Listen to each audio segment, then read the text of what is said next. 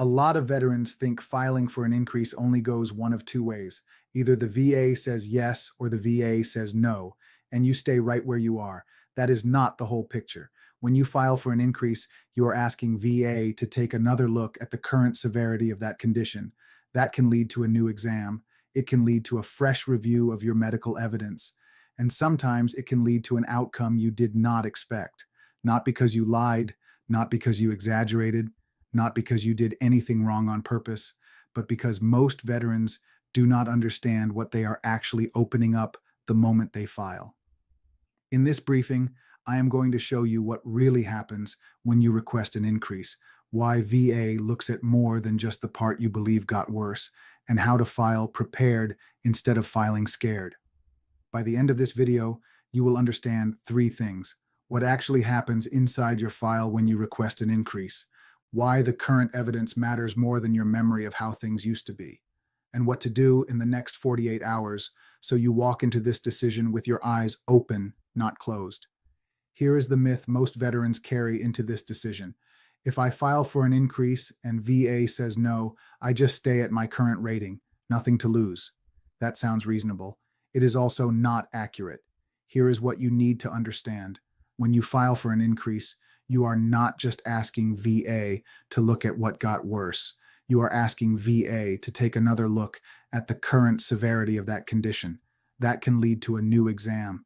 That can lead to a review of your current medical evidence. And that review does not stay narrow. It does not stay limited to the one symptom you were thinking about when you filed. VA is not only looking at the part of the condition you believe got worse. VA is looking at what the current evidence shows about the condition as a whole. That is the part most veterans miss. Say a veteran is rated for a knee condition. He files for an increase because his knee has been locking up more often this year. He is focused on that one detail, the locking. But VA does not just review the locking.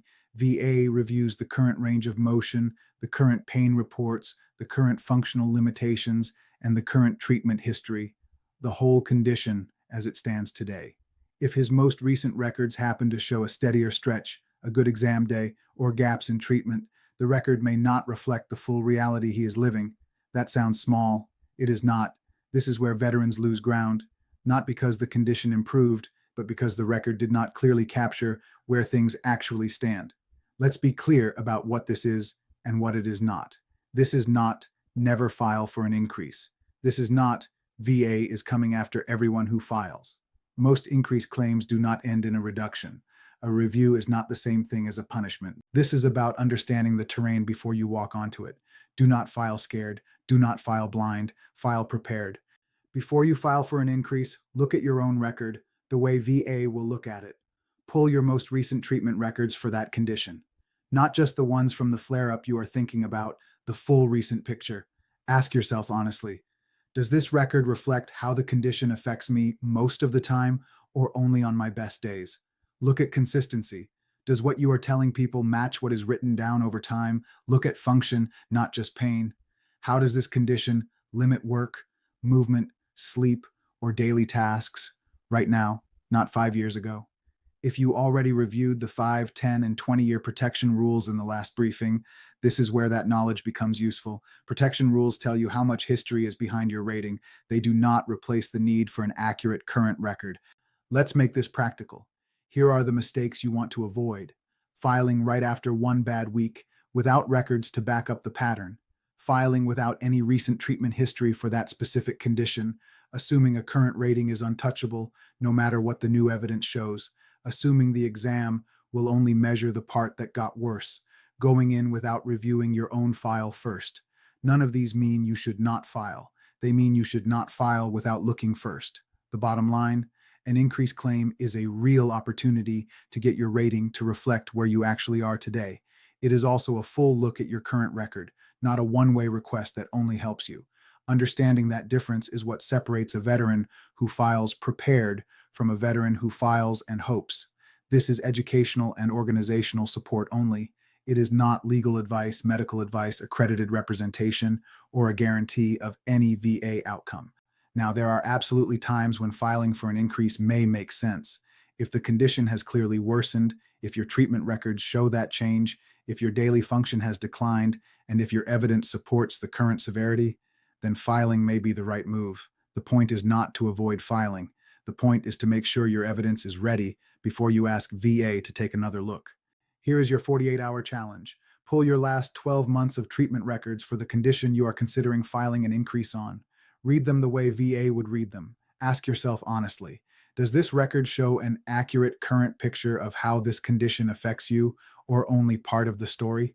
Write down what you find. That is your starting point before you file. Let's recap. Filing for an increase is not a one-way street. VA is not just looking at what got worse. VA is looking at the whole current picture. This is not a reason to avoid filing.